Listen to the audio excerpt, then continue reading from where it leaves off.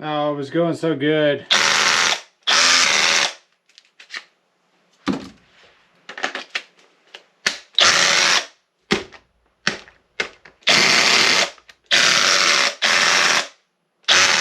This is just bad news. This was a bad design from the factory.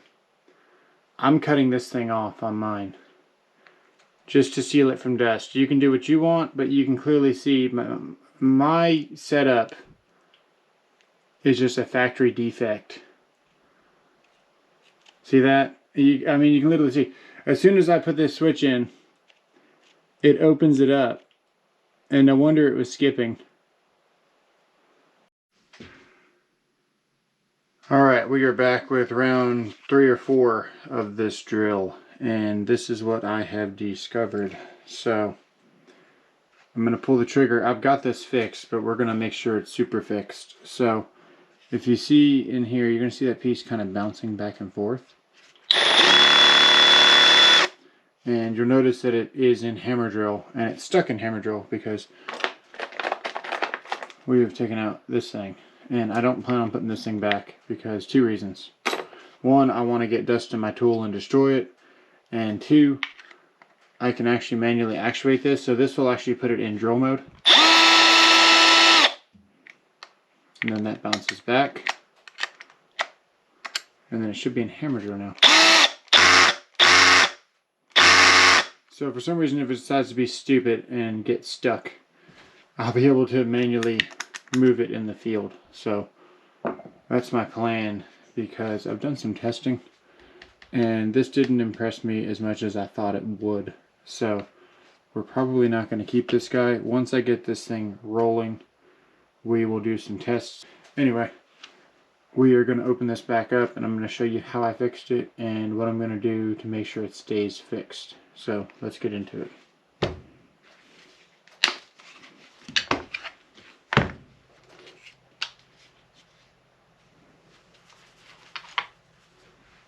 Okay.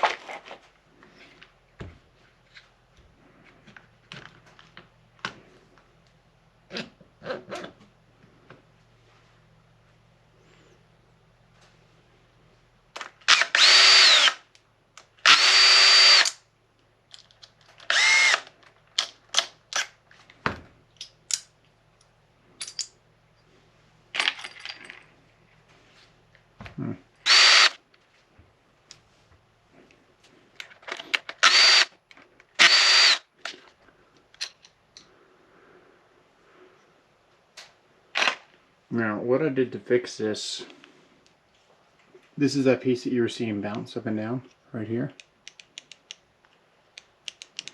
And there's a spring, so it has spring tension that obviously pushes it back up. And you'll see that this is what engages with that drive right there. See how it's got that interlock like a Z? So right now it's in hammer drill because we are bouncing this thing up and down. And then you'll see that when this thing gets pushed down, it disengages hammer drill mode and it free spins. And that's what we were looking at in the tool. So what we want is to be able to push this thing up, and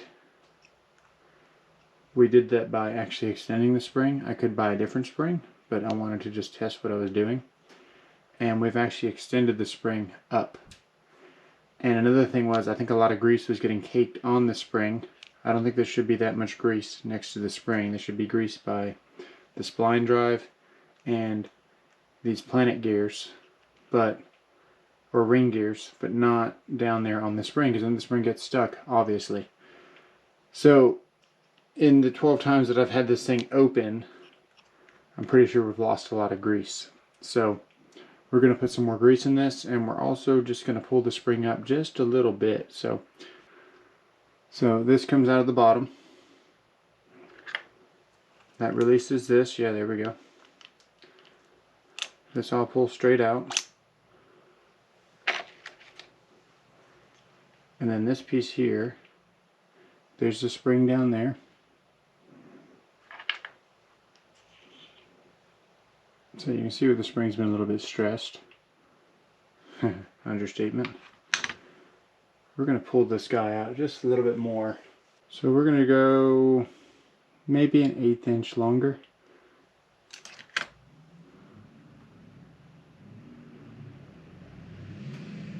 This will tell us how much we moved the spring. We went about a 1/4 inch higher. I'm going to roll with it because I'm tired of opening this thing. So we're just going to force it in there. So now we got even more spring tension. It is tempting to make that bigger actually. We're going to make it a little bit bigger. Just a little bit. Okay.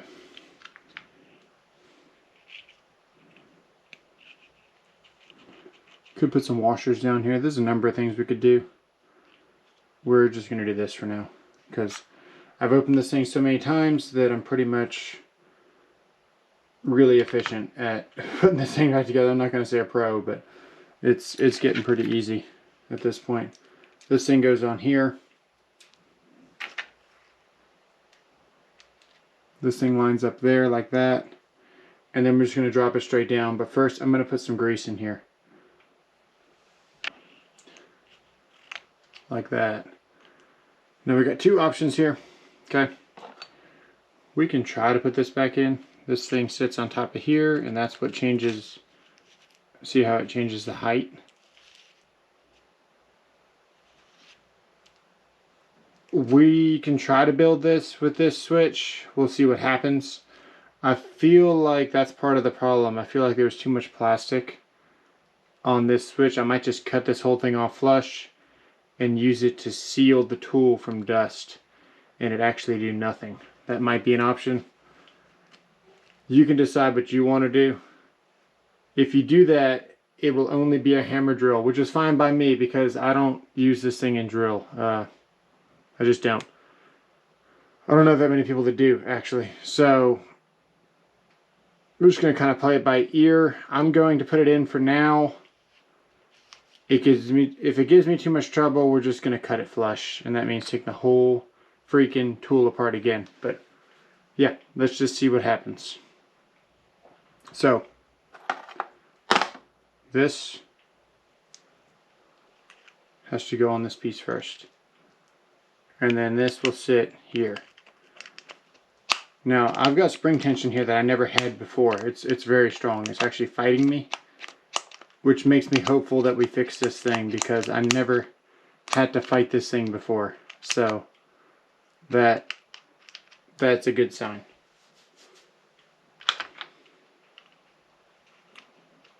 So now what we're going to do is we're going to drop this down in here.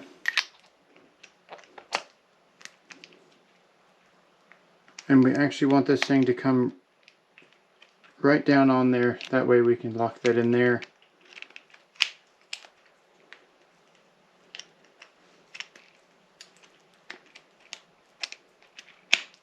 There, just like that. Kind of a pain to get.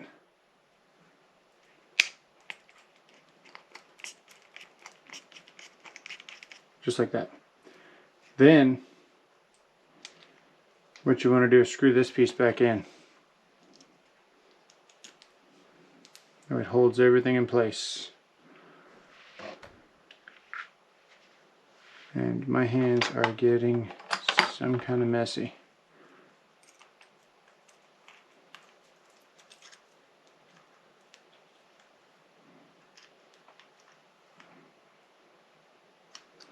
Okay. Now that's locked in. And we got a little bit of play right there. That's good. This is the piece here. See how those are like in like a Z kind of shape? That's why you want that spring tension, because that's what makes it hammer. See that piston going up and down? When you flip that switch, it pushes this down and then the piston no longer actuates. See? Listen, you'll hear it click. There you go. Now we're back in hammer drill mode. That's what that switch does. So, on the fence about installing this switch. I really don't think we need.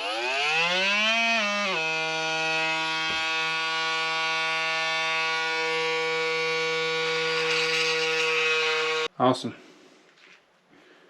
So now we will put this piece in here like that, because that's just going to seal. He's even got a little O-ring for dust, so it just makes sense. And then we're going to add some grease in there. Now I hope this is the right grease. Somebody call Ave and let me know. Maybe Peachy the Rum. Should put some grease on this thing because I think it'd be irresponsible not to.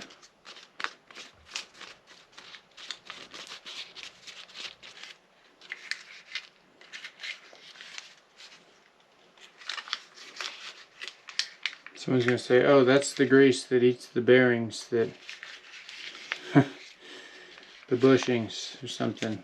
Oh, great. Well, at this point we're professionals, so we'll just open it back up, power wash it, and keep going, I guess. Like I said, I had one of these that lasted well over 4,000 holes, easily.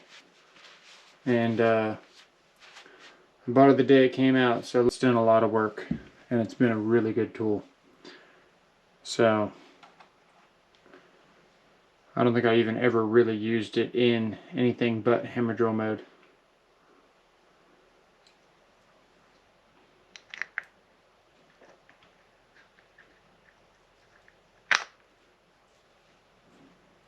Okay.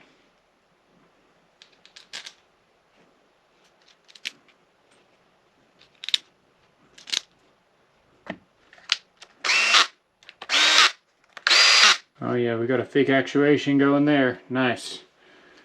Okay, now for the tricky part to this. Whenever we install this, this is going to protrude all the way through this motor housing.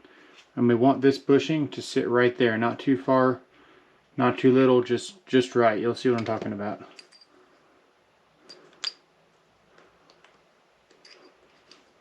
I want all my marks to line up. See, I got 2 marks there. And then I marked my motor too, so I know exactly how this thing goes in.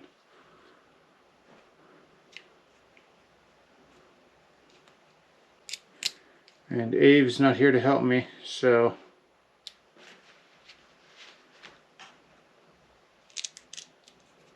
I don't even know if that actually makes a difference, but we did it. I will say this thing lines up really well. Everything goes back together very positively, there's no question. Really well built unit. Okay.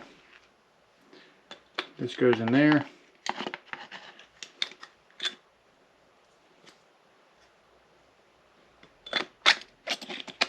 Those line up. Now see how that's not seated all the way back there? We want that to be seated like that.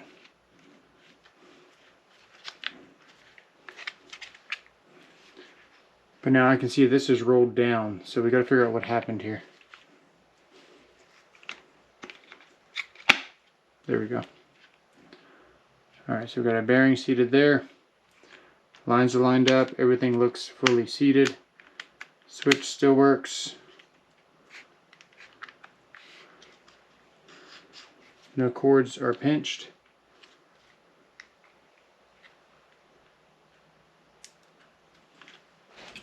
Let's close it up and see how we did. In case you're wondering, this is a pretty good set. Did come on Amazon. Pretty good one.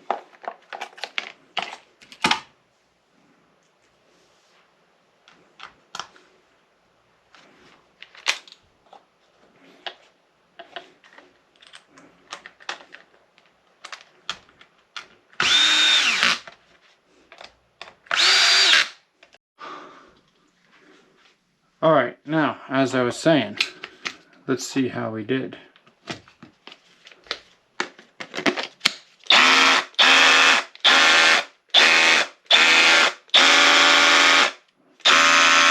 That sounds promising. Let's give it a whirl real quick.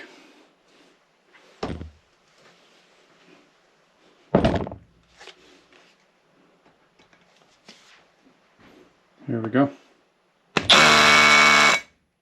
Right, reverse. Here we go.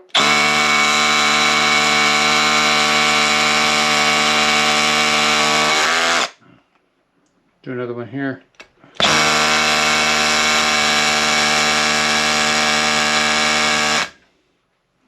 I don't know about you, but I call that fixed.